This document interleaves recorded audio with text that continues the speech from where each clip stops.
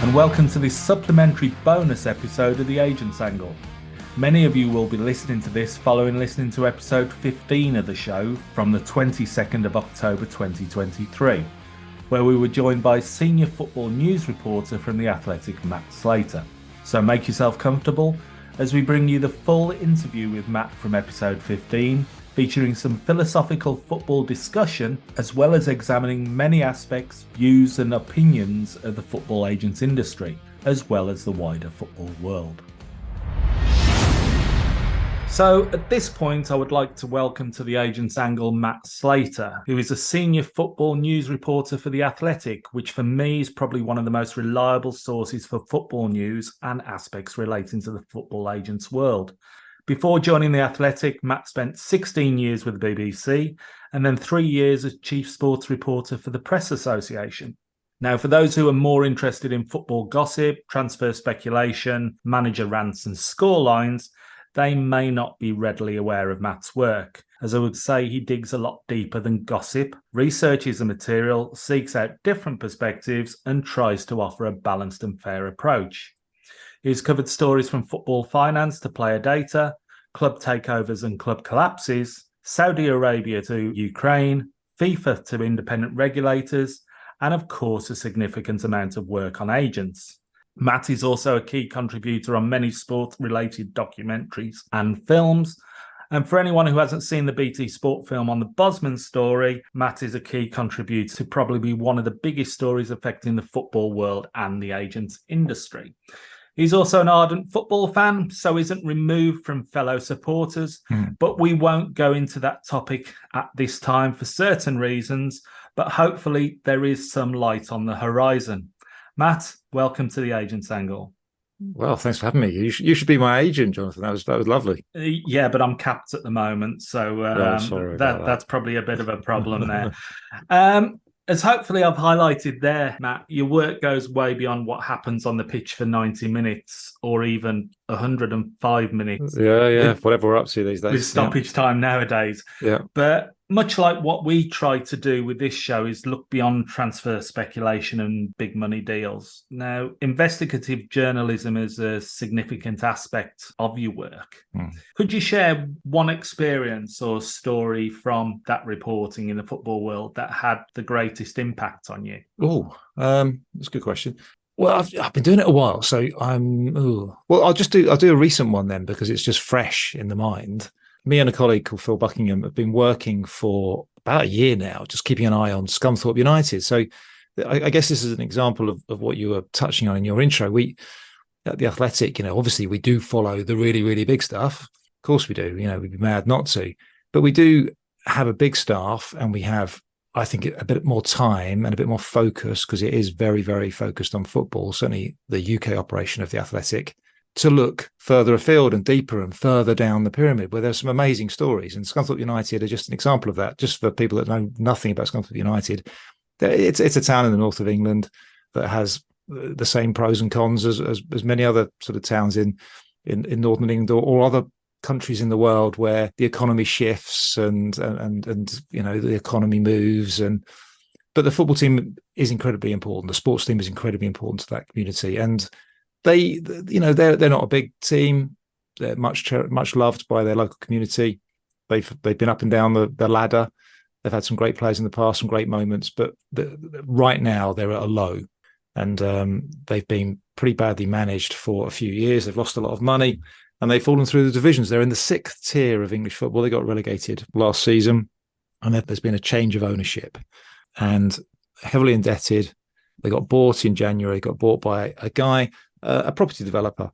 I won't go into too much detail because it's a long old story, but we were looking at the club anyway because they had previously been well run and they got as high as the 2nd tier, the Championship, and they'd lost a lot of money. And the previous owner was quite an interesting guy in that he had basically a gambling problem and lost a lot of money gambling on horse races and casinos in Vegas, and was almost was running out of cash, and that kind of accelerated the decline of his football club.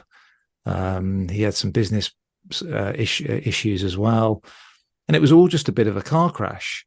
And long story short, it led him, I think, to make a very bad decision. He basically, in our view, sold to a guy who should be nowhere near football clubs, a guy who we believe is has criminal intent, a convicted fraudster, which he had not disclosed, guy that had used 4 different aliases during his career, no obvious evidence of his finances, a string of failed companies or companies that had never posted any results, never posted any accounts, and a sort of string of kind of allegations and claims about his business dealings. And he bought Scunthorpe for peanuts.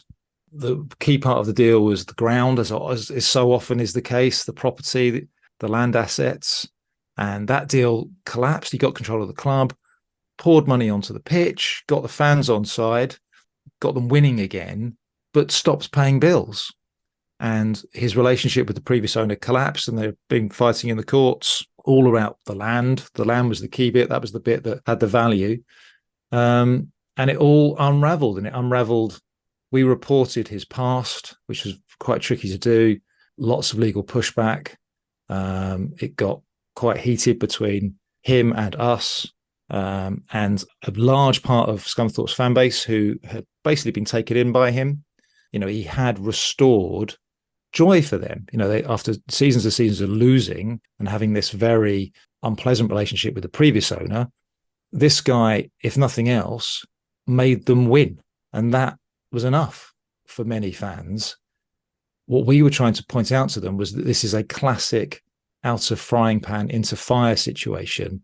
And if you are not careful, this new owner is going to kill your club. The last guy has seriously endangered your club and made you very fragile and vulnerable. But this guy is bad news and will, drive you over the cliff. And I genuinely believe that's what was going to happen. I think it's what we've stopped as well. So the end of the story is basically that we reported what we reported. He admitted it. His relationship then with the fan base just exploded in lots of different ways. He didn't react very well. He's got a very bad temper.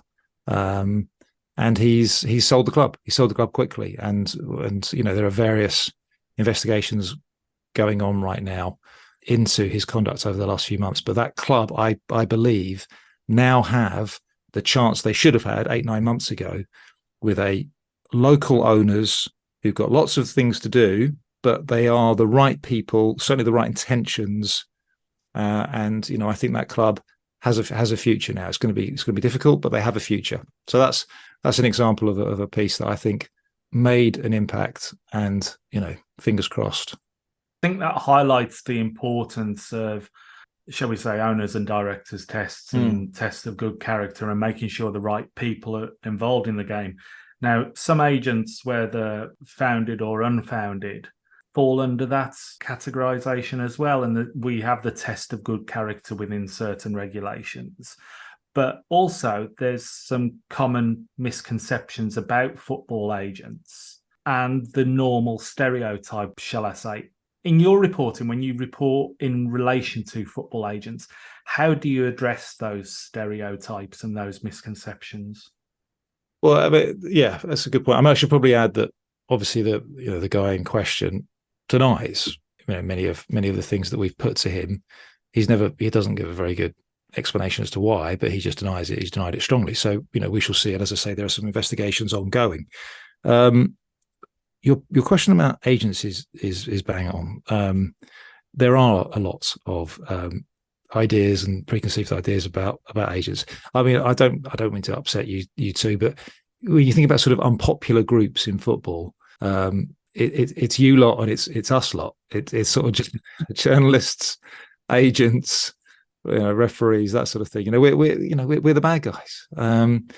And it's funny, whenever I've written or any of my colleagues have written about agents, particularly if it's sort of a kind of governance, a regulatory change, like the stuff you've been doing loads of podcasts about, the world's smallest violin springs to mind. There is very little sympathy for you guys.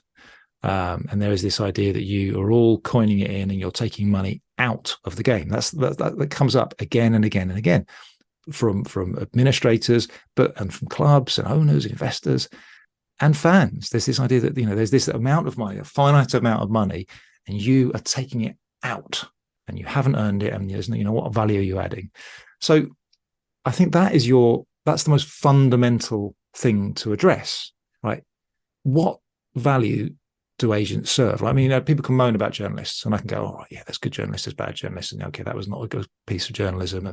But do you kind of agree that we are doing something? And then they'll go, "Oh yeah," and they'll have a favourite journalist. No, I like that. That was good. And oh no, absolutely, we don't want to take all our information from press releases and club spokespeople. Yeah, of course, there's a place for journalists and da da da. Right, and all right, so good. Okay, so we're on a better place. So what's that conversation for agents? How do we make the case for agents? I think that's the interesting thing. And sometimes, I'm being like you lot, do you help yourselves? Does anyone try and make the case for journalists? Is there a spokesperson for agents? No.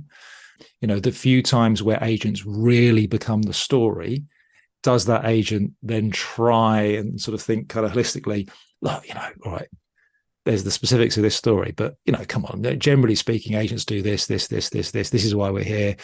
That doesn't really happen. So no one speaks for you guys, which I think is interesting. So that you have a kind of reputation problem. And I think what I would sometimes let's take it right back to sort of basics. Who are the stars of the show, right? Who are the genuine stars of the show? Who gets us excited? Right. Players. Do we agree? Right. Players. Okay. So what do we want our players to do? What do we really want them to focus on? Like being good at football, right? Great. We all agree that, right? Absolutely. So we all agree that they're the stars of the show and they should be properly rewarded, right? We all agree on that. And we all agree that we want them to concentrate on being great footballers. So is there not then an obvious need maybe for someone to help them, for someone to advise them? And can we also then sort of understand, even from our own careers, that there is perhaps a time for a third party, for some sort of independent advice in your career, right? And I think then most people would go, yeah, that could be, I don't know, a trade union or, I don't know, a careers advice person at school or, a relative or whatever it might be, right? So that most rational, reasonable people can sort of say, right, we definitely think that footballers are the stars and they should be paid the most or, receive a great big chunk of the wealth that's out there. We can see the need for sort of independent, impartial advice. We're definitely kind of aware of the idea that people could be exploited and people have been exploited in the past. So it's almost like the case for agents is there. It's there. It's always there, but just no one ever voices it because the excesses of your industry. So I suppose that's, if I do anything, if me and I think my colleagues do anything, it is at least to frame any story about agents at least within a fair context, that no, they do add value. Good agents do look after their clients. Good agents do make sure that players aren't exploited and are properly remunerated for being stars, and also advise them and handle bits of their lives so that they can concentrate on being footballers. And if we all agree that those are the starting points, then there is a place for agents, right? So then we can have a more adult conversation about the role of agents, the scope of your power, the scope of your, how much you should earn. But at least we agree that there is a place for agents in the ecosystem and that there are good agents and bad agents, and we want more good agents than bad agents, right? So if we all agree on those things, then I think we can just have a better debate. So that's kind of how I approach it. Matt, recently I've noticed a trend where a lot of agents are working with journalists or are close to journalists in order to get some stories out. What information do sports journalists want from agents? Is it exclusive news, a well-sourced background or backstory on a player, quotes, an insider view, or interviews? Wow. What would be the narrative they want from an agent to put into a story? Well, I can't speak for every journalist, but look, the relationship between journalists and agents is as old as the hills. As long as there's been journalists, sports journalists, and as long as there's been agents, they've been talking to each other. So that's not new at all. I think the new bit is really just the excitement, the amount of interest in transfers, let's be honest, in players moving clubs. It drives my industry. It drives the entire industry. It's got to the point now where I've sort of joked, I've written pieces where I'm only half joking now. Winning the transfer window doing well at transfers appears to be as important as doing well at the football matches and as actually winning things. And there's lots of academic ideas about this. Is it sort of the gamification of everything? The rise of fantasy games and football manager, that sort of thing. Actually a whole generation of football fans growing up where the name of the game almost literally is to build squads, and players have objective values. It's not about opinions anymore. It's not about, well, let's just see how they get on together. Is there any chemistry? Do they play well together? No. I listen to my kids now, and the way they argue about players is so different to the way that I argued about players when I was their age. Where it was, we were like guessing, you'd have favourites. They now argue with such conviction because they think what they've seen on a game where a player has 6 values attached to them is absolute fact, and therefore player X is better than player Y because he is when they play the game. He absolutely is. So if you buy player X instead of player Y, or you get player X for a slightly better price than that club bought player Y, you've won. You have won in a way that 30, 40 years ago, well, we'll have to sort of, ask me at the end of the season, we'll see who won. No, you've won now. So I think that's different. So sorry, that's a long preamble. So what most of my industry wants is they want transfer news. They just want tips. They want who's your player? Where's your player going? Who's happy? Who's not? How much? They want transfer gossip. And obviously, ideally, they don't want gossip. They want transfer fact, news. So that is, I think, the number one. Everything else would be quite a distant second or third. I mean, I don't really do that. So if I'm talking to agents, it tends to be about this sort of drier stories. So I would like people to go on the record and explain to me why the FIFA regulations are fair or not fair, how they can be improved. I might want someone to explain to me image rights. I might want someone to explain to me contract lengths or the tax status of, so I will want an interview. I want like expert insight. But what I do is not typical. Most football journalists want transfer insight, or another one. It could be what's really going on. I don't know. Like a club could be in all sorts of trouble, and maybe the manager's in difficulty, and what's your clients? What are your clients telling you about their training sessions? Have they lost the dressing room? Or it could be, another one might be team news. Who's in, who's out. I was talking to some journalists about this the other day. At the big international tournaments, one of the sort of races, one of the games is to get the team, is to get the England team, get the Germany team, get the Italy team, whatever it might be.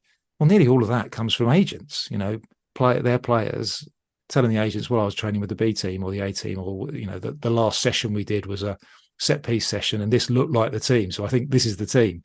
That's what most journos want. They want the good stuff. They want those little nuggets. You don't have to go on the record. Of course you don't, because if you do, you'll get in trouble and you'll be frozen out and you won't get those stories again. So different journalists have to have a different set of demands, desires, list, whatever. I'm doing different stories, and I want you guys to go on the record and provide expert insight into your industry. Most of my colleagues just want you to tell us gossip.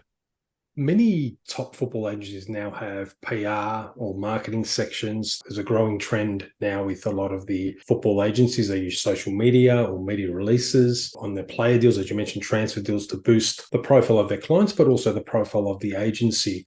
In terms of your research, do you look at those media releases or the social media of agents and agencies in order to prepare stories? Is that part what you follow, or is it more about the player and then you find out who their agent is in terms of following up facts on your research? A little bit. Look, it's a time and a place for that kind of thing. Like I say, I don't do the sort of bog standard agent story, which would be around transfers. I've done a little bit in the past, but I work with, I sort of decided a few years ago that other people do it better. And I was more interested in sort of other stories. So I just stopped doing it. I now work for a company where we've got some of the best in the business at it. So I have no need to do it whatsoever. It's just a duplication of effort.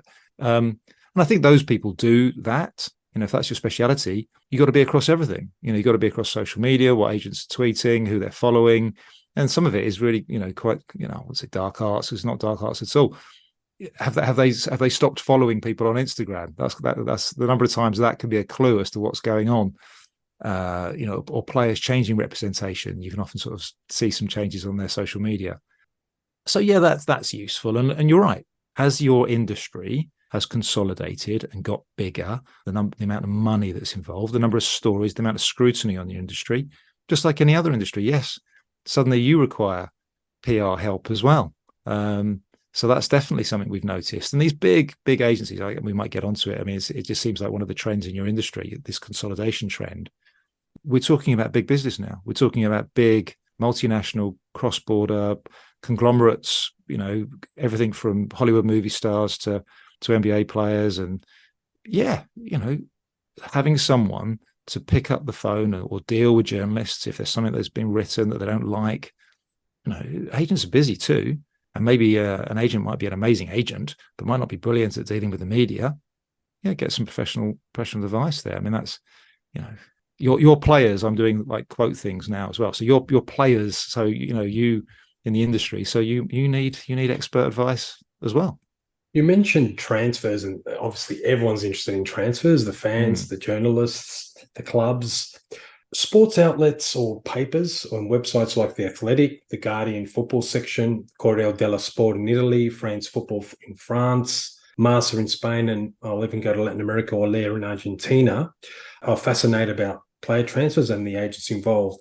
Do you think through this focus, especially as we've seen a lot of mega deals, the EPL being such a phenomenal league, brand, industry, I would call it, has football media created the concept of super agents in terms of the profile they're featured with the agents? So the term super agents, who's doing the big deals, would you say the football media or the journalists have created that concept, and now those super agents have become a name or a brand as much as some players themselves? Yeah. Well, maybe there's sort of a kind of a big chicken and egg debate there, isn't it? Whether it was us that dubbed it, or and then it became that way. We sort of kind of picked out a few kind of big names in your industry, and that helped them get even bigger. Or it was just us belatedly realizing, no, there are some significant players in your game, and we can have a debate about the tag, but yeah, the super agent tag was just a recognition that no, the industry changed, and there are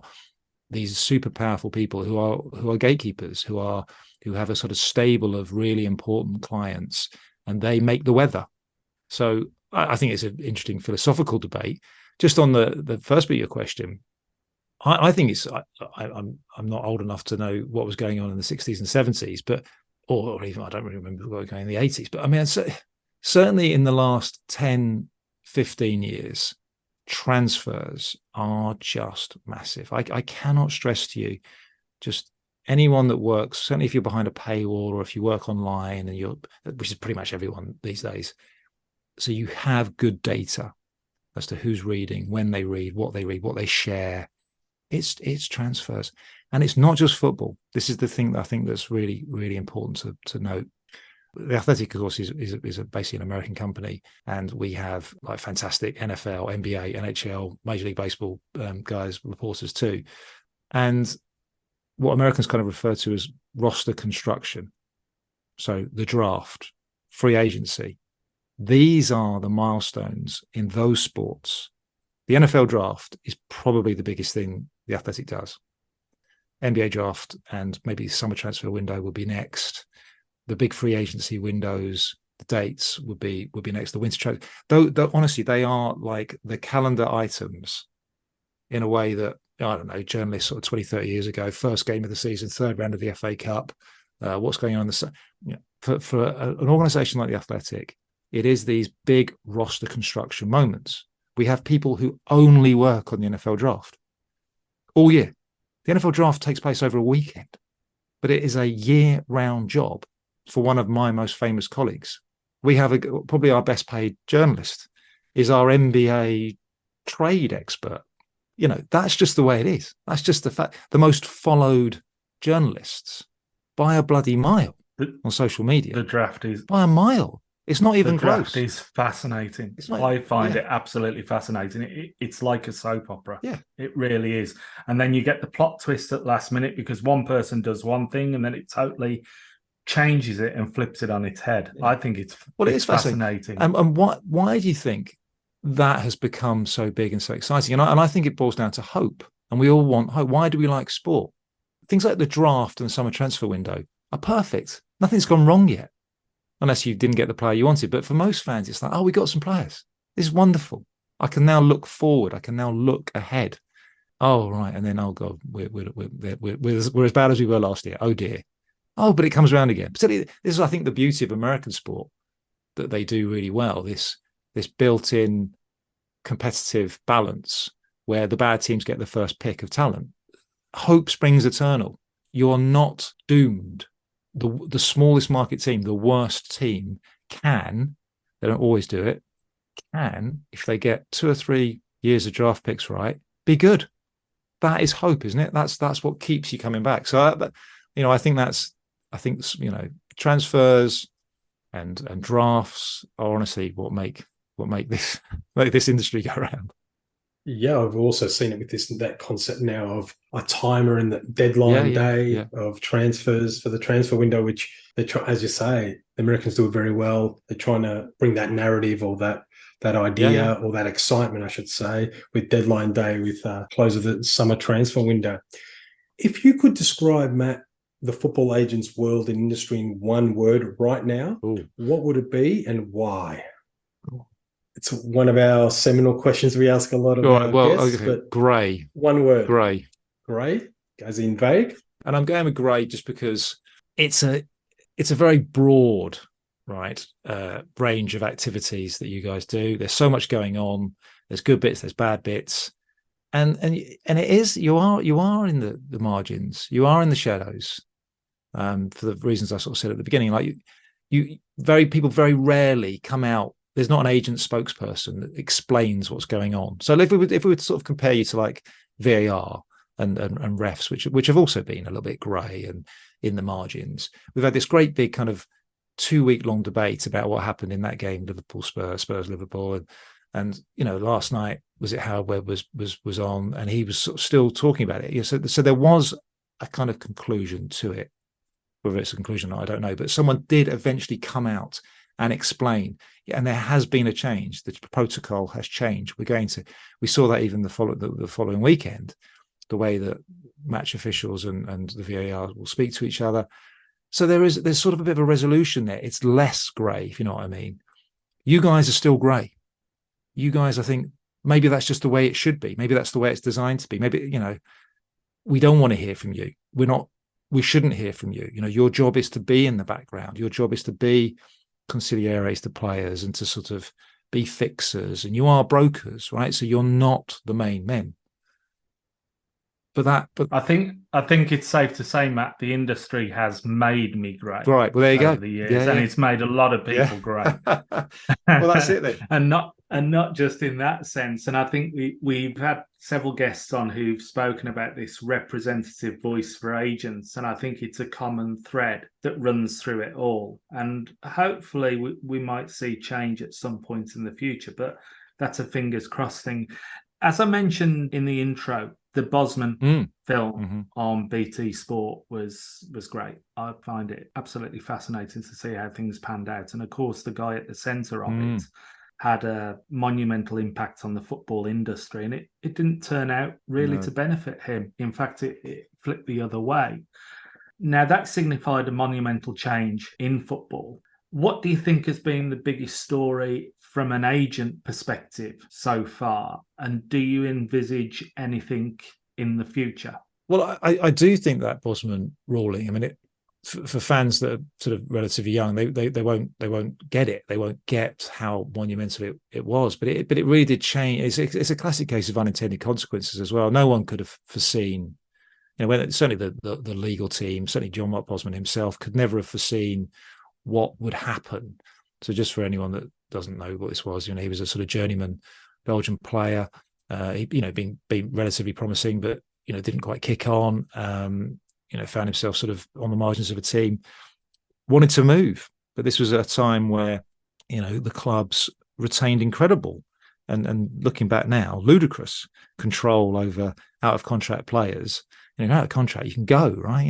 What obligation do I owe you? None. Right? But that wasn't the way it was back then.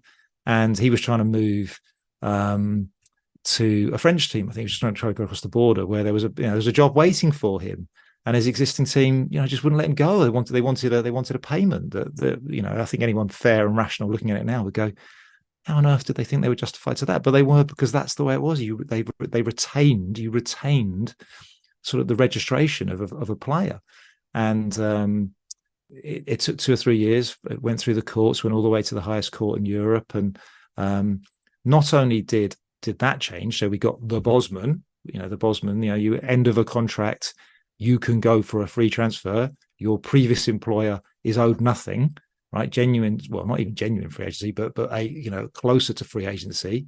But also, as a consequence of that rule, it changed the restrictions on the number of foreign players you could have, because that was an absolute key part of the football landscape then. And this was an application of EU law. Brits, we've left, right? But it wasn't that long ago that you could go get a job in France or Spain or Belgium, wherever, right? And we were all in the same market, and they couldn't, those countries couldn't impose restrictions against you. If you wanted to go work in a bar or be a lawyer or whatever, once you sort of, as long as you're qualified, you could do it, right? And that was the same for footballers. There was absolutely no reason in EU law, why an English player couldn't go play in Belgium and vice versa, right? There should be no restrictions. There should be no nationality-based restrictions. So once you change that, though, once you change those two things at the same time, so free agency, end of a contract, you can go for a free transfer, right? Oh, that's interesting. A big shift towards play power, a big shift towards in the contractual relationships between players and clubs. That's significant. And at the same time, no, you don't have to have only 4 foreigners or 5 foreigners or whatever it is. You could have as many as you like. Boom. The two things at once, it just suddenly, big shift towards big TV market leagues, because that's where the power, the money, they could now use their money to hoover up talent. And that restriction on the number of foreigners you could use was a sort of break. It enabled medium-sized and smaller markets to compete. Without that safety net, the explosion of the big 5 leagues, in particular the English league, and then giving players a lot more contractual freedom was like rocket fuel to that. And you went from, let's say, a sort of, if you look at the winners of the European trophies, there was a sort of good geographic spread. I mean, the classic case, of course, is Ajax, because it sort of happened around that time. A great Ajax team within 2 or 3 years was just broken up. And, they just scattered at the time. The Serie A was the biggest league. A lot of them went to Serie A. You had the explosion of the Champions League at the same time. Bosman just unleashed these kind of market forces that totally changed European football. And you can look at Bosman and you can track it all the way through to things like the European Super League and just the dominance of the Premier League now. So that's the biggest story. That's the biggest story of my lifetime in professional football. And of course, it's a massive story for agents, because agents, profited off that, fueled it. The rise of the super agent, just the rise in wages and transfer fees. So much of it can be traced back to Bosman. So it's unequivocal. You put me on the spot. I can't really think of what would be second or the third most important. I guess it would be something like the reaction to some of that is what we're talking about with the whole FIFA regulations. It's taken a long time. FIFA has, chopped and changed about how it wants to deal with you guys and how it wants to regulate you. And it's now sort of almost decided, again, to try to regulate you and sort of curtail and curb some of those forces that were unleashed in the mid-90s by Bosman. Bosman changed everything. That sounds like a set of Marvel, well, I won't say superhero movies, but Rise of the Super Agent. That's certainly one to consider. You've mentioned it there. We're trying to limit our exposure and how much we discuss Okay, FFAR. sorry.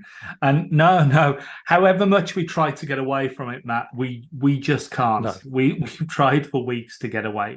But in your opinion, from those you've spoken to, how effective do you think, as it stands, the current reforms on FFAR will be? I just don't know. What do you guys think? I don't know. I mean, we don't know from one week to the next. But I completely understand, because I was at some of these sort of key moments, where Infantino, I think was it 2017 when he did his first speech about, it was all off the back of the Pogba deal, wasn't it? That was a sort of a pivotal moment. The kind of 41 million from that one deal. It did seem like this particularly egregious moment where almost everybody, probably apart from agents, was like, "Oh, right, hold on, that's excessive." And then Infantino, when he came in, it was, I think it was 2017. It was one of his earlier congresses. I don't think it was 2016, but it was his first one. Right, that's it. I am going to do something about this. And if you think, if it was only 2 years really after FIFA had given up trying to do something about it, where it was like, "Oh, we're not going to bother regulating agents because it's just too complicated. So away you go." FIFA within 2 years was now sort of saying, "Oh, no, we do actually need to regulate agents." Now, that was 6 years ago. And you all know better than me whether there has been a proper consultation. It looks like there's been a consultation, certainly the appearance of a consultation, because there has been redrafts and there have been conferences. I've been to at least one of them. I've been writing about these regulations for a while. So again, there is the appearance of consultation. I know some of the people in your industry feel very strongly that that's all it was, the appearance of consultation. Are they going to work? Well, it depends. Nothing ever really works 100%, does it? In any sphere. Are they going to make things a bit better? Yeah, probably bits of it. I think we've talked in the past about, do you like any of it? And even the biggest critics of FIFA's regime say they like bits of it, but that seems to be the low-hanging fruit bits of it, as opposed to the sort of really meaty bits that fans are like. If I go back to my answer a few answers ago about what is the thing that fans say about agents, it's that taking money out of the game, right? They keep it being out, as though there's an unfairness, right? It's those bits, it's the caps on how much you can earn, I think, are going to be the key. And if they do come in, if the ECJ or whoever else looks at this, whatever court looks at it, eventually decides, no, that's fine, that is fine. And yes, the governing bodies can do that to you. It is a proportionate and a reasonable thing for them to do, because there is this stated aim that we all agree that professional sport is precious and it should be sustainable. So if that eventually is allowed to happen, well, then it'd be the reaction. This is just human nature, right? Okay, fine, all right, you've imposed that regulation, so how are we going to get around it? In the same way that people don't follow the speed limits and smoke and drink too much, just human nature will then take over. What will be the unintended consequences of this restriction on how much you guys can earn? And will everyone just go, "Oh, right, okay, well, we just have to be a bit more creative then, aren't we?" And will anything change? And that's exactly it. Like, we're recording this on the Wednesday. Peter and I will probably hold off recording the update on the FFAR until Friday, maybe even Saturday, so that we've got it up to date, because we've got the legal challenges going on. We've got links to Germany. We've got rule Ks in England. We've got arbitration in Scotland. We've got sorry, Peter, I'm stealing your thunder here for your segment. We've got Australia rumoured not to be able to enforce the cap based on legislation. So it very much is for everybody. We don't know. We simply don't know. They're supposedly fully enforced now and have been at the time of recording for 10 days. So we will see that creativity. We will see the circumvention of various things such as the cap. But going on to another story, which you very much got your finger on the pulse of, and something I know that you hold dear, is the subject of independent regulators in football. Yeah. And particularly in England, it's been spoken about for many years. And going back to the time when FIFA effectively, in their own terms, chose to abandon regulations on agents, and I will use the term abandon because that's what they said. Only recently have they said it was deregulation. From about that time, I was quite heavily involved in actually saying we do need regulation. We need effective regulation, and I ran a campaign on it. And there was quite a lot of people who threw things up at me, including those in government, who said, oh, we can't get involved in rules laid down by FIFA because of government interference and restrictions on it. And it's maintained a bugbear for me. And I've written about the difference between political interference and government interference in football. But we seem to be seeing the shoots of an independent football regulator in England. So a two-pronged question, and Peter will laugh here because I'm nicking his two-pronged questions as well. How do you think FIFA may react to such a regulator? And looking at the white paper so far and the briefing documents from the UK government, agent matters seem to be a side issue with these proposals. Do you think they will become part of the regulator's remit or possibly remain a side issue? So the first bit first, I think there's a quick answer here. FIFA, it's nothing to do with them, to be honest. It really isn't. It's just a complete red herring and thrown up by mainly opponents of this idea. There's loads of football markets where there's a football financial regulator. France, the DNCG, right? There's plenty of others. You know, in Belgium, they intervene. They take people's licenses away. You see that in Scandinavia. Germany, there's quite heavy regulation on the sort of finances of football clubs.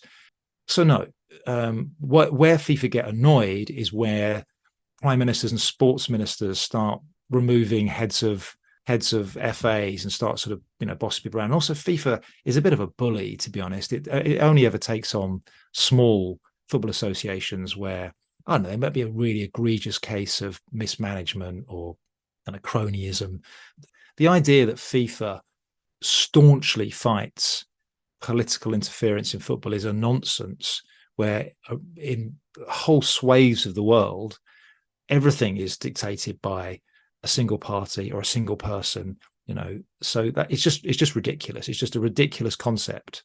FIFA will not to have anything particular to say about the independent football regulator that is coming, that is absolutely coming to English football. There's argument to be had around details, and we're having it, but FIFA doesn't have anything to do with this. It really doesn't. So you're right, agents are not really mentioned at the moment. And if you think about why, it's because we do want a light touch regulator, partly for the reasons I was just saying with FIFA. We have a governing body, and there are certain responsibilities that the FA has, and there's a Premier League is a perfectly decent competition organizer that has an awful lot of power as well. So we don't need someone to massively interfere, if you like, in the regulations of how league structures and how clubs should treat each other. And there's sort of European bodies as well. So there is a sort of framework, a working framework.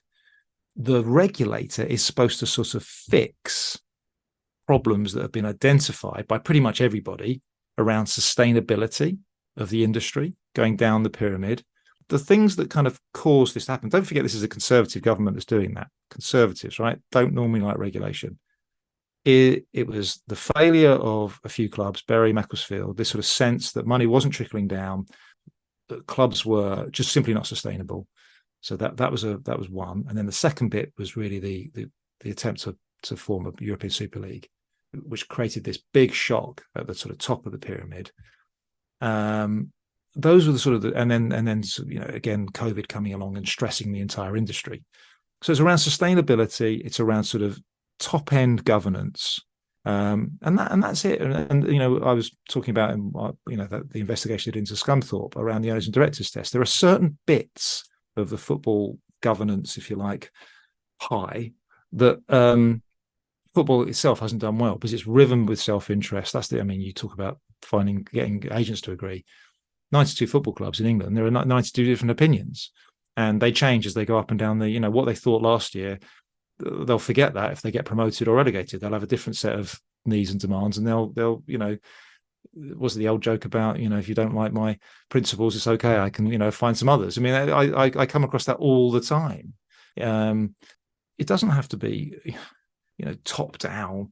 Having some, a framework with a independent regulator that has some backstop powers, just to make sure that we're getting the right type of owners. There are some sort of clear set of standards about what we want. A independent third-party view of how finance is, the wealth in the English game, which is clearly there, is spread and does trickle down, and that those clubs at the bottom, which are absolutely vital for their local communities, but also for the health of the entire pyramid. What is it that makes English football special? It is the depth of our pyramid. That is our USP. So is the base healthy? Those are the bits that are, I think, important. Now, agents at the moment haven't come into it yet. Might they? I don't know. Maybe, because there are certain, how agents are remunerated and how you treat them is very much part of any kind of FFP conversation. I know we're going for a bit of a tangent here, but UEFA are talking about sort of squad cost and counting spend on agent fees as part of a football club's expenditure, and how. So yes, agents at some point will have to come into the consideration. I just don't think the independent regulator needs to take that role. There are, FIFA's doing something right now, as you well know. The FA has a role there already. There are, FFP rules, Premier League FFP rules, UEFA FFP rules. It feels like there's enough. There's enough already looking at you without the independent regulator also getting involved. The independent regulator, I think, is about sustainability and sort of fairness, and about getting the right kind of ownership around our clubs. I just want to focus on the international business. Basically, agents now operate internationally with this new license. I think the exam was held in about 150 plus countries. The latest FIFA exam. It's a global landscape now with various regulations and cultures in different parts of the world. Looking ahead, what do you foresee as the most significant trends or shifts in the football agent industry in the next few years? And how do you think this will affect the broader football ecosystem worldwide, taking into account obviously what's happening in Saudi Arabia as well, MLS? We're seeing a lot of movements in other countries. What do you foresee in terms of trends and shifts in the next few years? Well, you mentioned a big one, which is going to sort of, I think, impact anyone that works in the football industry. It's already doing it, but it's going to, I think, have an even bigger say going forward. It's just Saudi Arabia and the rise. Their ambitions for sport, their ambitions for football in particular, the rise and development of that league. So that's one's going to have a big impact. And then as that league develops and becomes a more significant player, how you then deal with it from a financial fair play point of view. Does financial fair play work if there are these big actors outside it that can have a skewing impact on it? And it doesn't have to be, conspiracy theory stuff. I mean, that the perception of that is there. But even just sort of inadvertently, even just sort of Saudi Arabia wanting to buy 5 players, that's going to have a big impact on European football teams. So that's something to kind of keep an eye on. So Saudi Pro League does it get past, if you like, the Chinese Super League stage and become a significant player going forward? Does it become a sort of genuine top 10 global league, and possibly a top 5 global league at some point? So that's something. And then MLS as well. So just to keep an eye on those leagues that are outside the tent at the moment. I think a more local issue for me, I can't comment on whether this is a global issue. You were asking for more global trends, but certainly one for me that I'm interested in is just the tax status of what you guys do. That's something that's coming up quite a lot. I haven't really had a chance to write about it yet. I've written about it in the past, but I haven't done anything on it for a few years. But I'm aware that HMRC, our tax authorities, are very much looking at your industry and the relationship you have with players and how that service should be treated by the tax authorities. So I think that's going to be intriguing. In the past, football clubs have sort of tended to foot that bill, haven't they? That kind of, we'll pay for your agent. Well, why?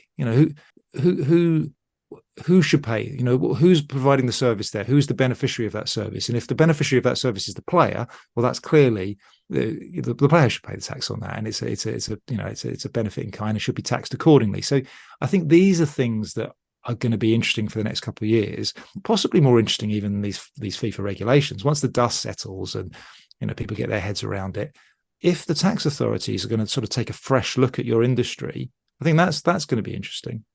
That's an interesting point, because I think FIFA, in terms of the agent fees, wants to see transparency, and there's obviously that push in a couple of years, a clearinghouse coming to be taking care of the fees.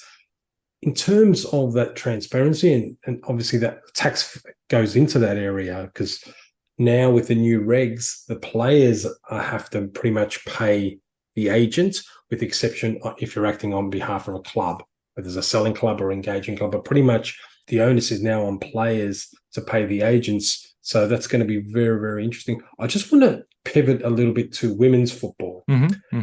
And how do you perceive the role and influence of agents in the what we call burgeoning women's football industry? Obviously, here in Australia and New Zealand, we had the Women's World Cup, and a very successful tournament, great profile, great advertisement for the sport, and just a really genuine, fantastic event, and just showcased all the talent that's out there in women's football. What unique challenges, opportunities do you think this presents in terms of women's football and the role and influence of agents in this space? Yeah, well, it's just a whole new industry, isn't it? It's a whole new sort of segment for you and for all of us, right? So it reminds me of, I used to write about other sports. I've been almost exclusively football for the last few years, but when I was at the BBC and the Press Association, I used to write about rugby, cricket, all sorts, right? And in those industries, there are agents, right? But there are fewer of them, and they tend to sort of earn a bit less, have a little bit less. They certainly have less profile. I did cycling as well. There are cycling agents, but they don't do transfers in those sports. Not really. They wait for their contracts to finish, and then it's a much more, if you like, purer model, right? It is contract. Okay, I'm out. Where am I going to go next?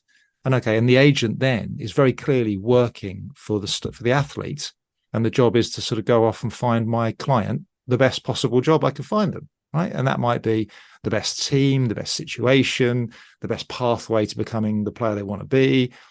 In cycling, it could be the best place for me to win a race, because the key thing is to win races. That's what brings the money and the sponsors. In cricket or foot rugby, it could be, I wanted to go to Japan or France because that's where, there's bigger pay there. There's a World Cup coming. It's a good place to be. I mean, these are all the conversations I remember with agents in those sports at that time. It just seemed to be a lot more like agency, right? I'm actually providing a service to my client. My client has a job. In 6 months, that job is going to finish, and I need to find them a new job. And there are choices and options, and I'm going to give my client the options they have. My client is going to tell me the kind of thing I'm interested in and where I might want to go and where I definitely don't want to go. It just seemed to me, right, I can get my head around this. This makes complete sense. Now, maybe women's football, where it is, as you say, a new industry, the sums of money are not quite as big yet.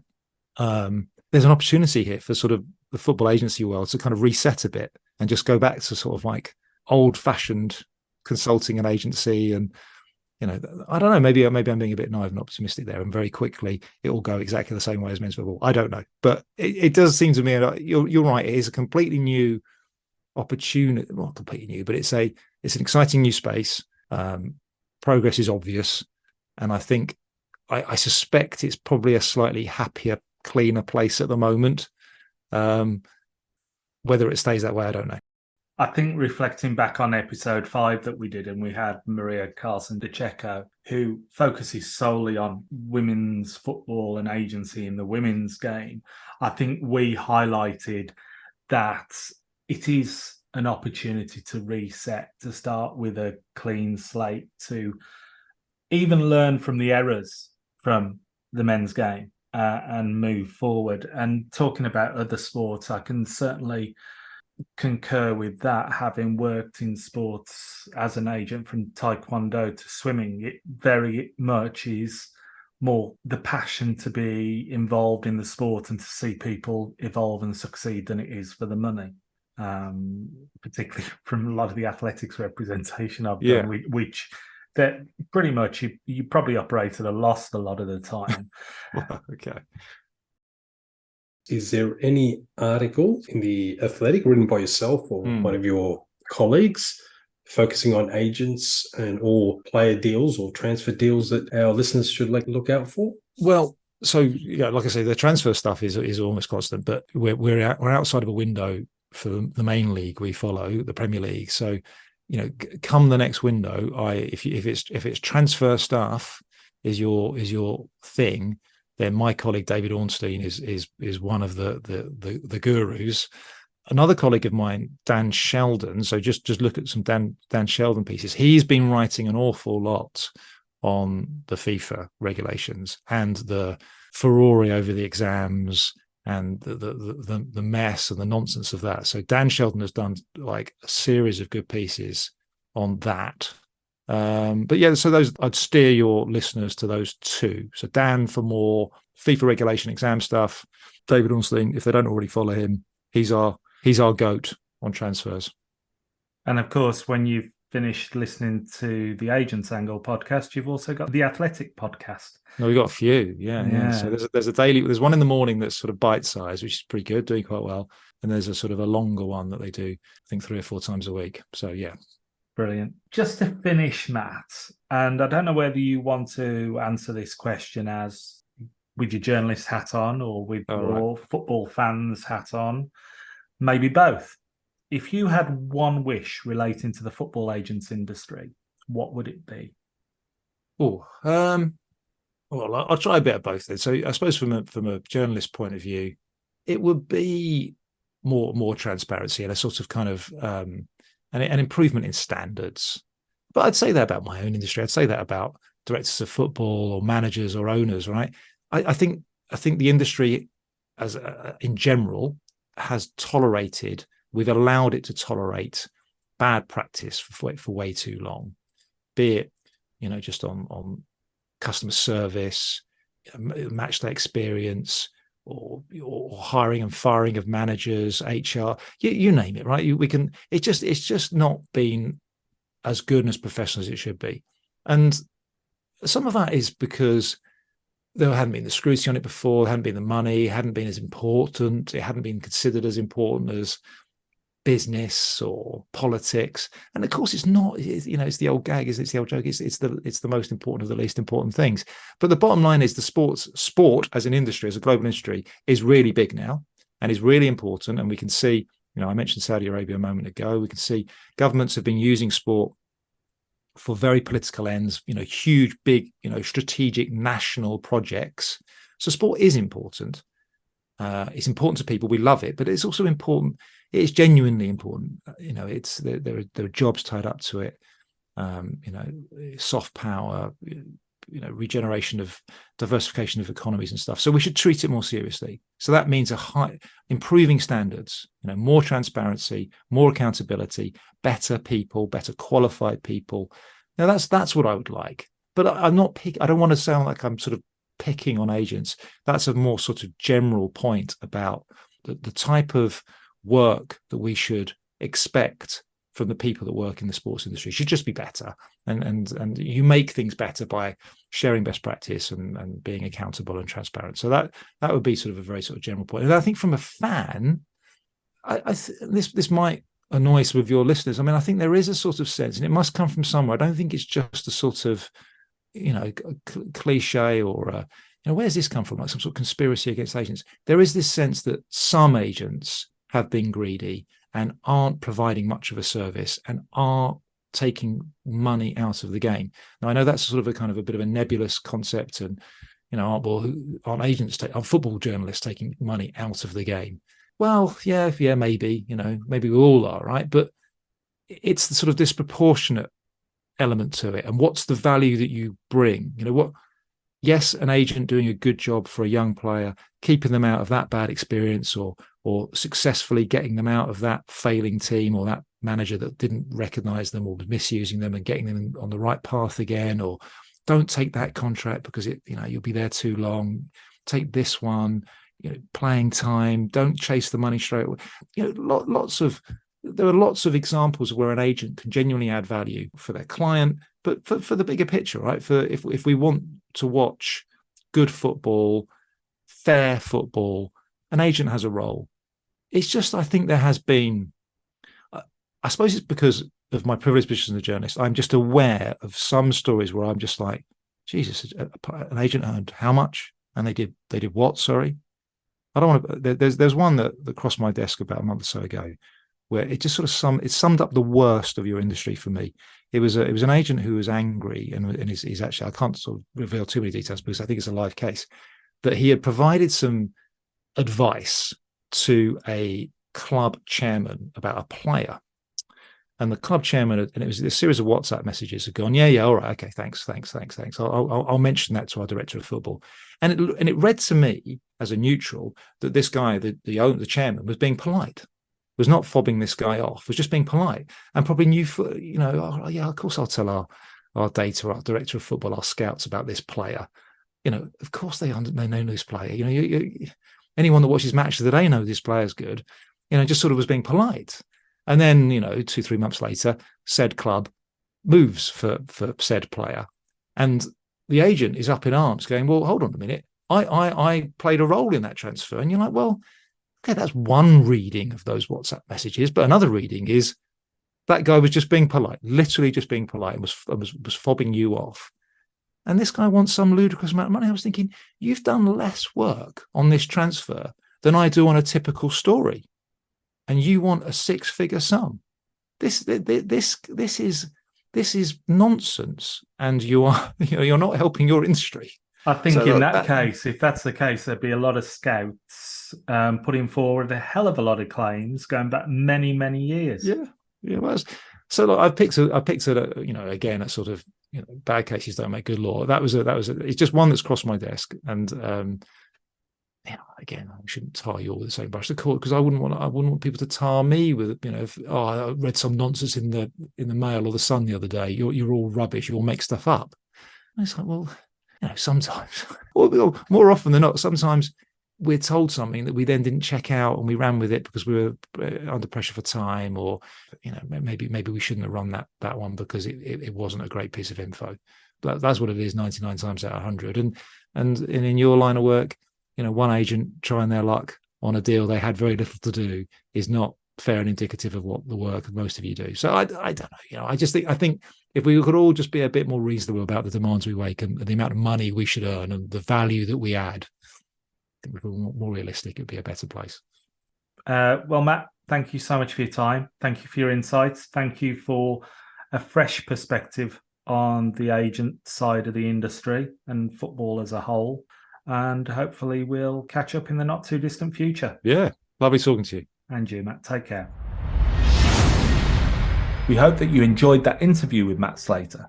And I think you will agree it was not only an enlightening insight into a view of the football agent's world from the perspective of an experienced sports journalist, but also provided valuable insights and opinions into the football world, past, present, and future. If you enjoyed this interview and haven't listened to episode 15, then please go back and have a listen. Please remember to subscribe to The Agent's Angle, give the episode and podcast a positive rating and review, whilst also recommending the podcast to your friends and associates. We aim to bring you yet more interesting insights and interviews in the future. So until next time, take care and thanks for listening.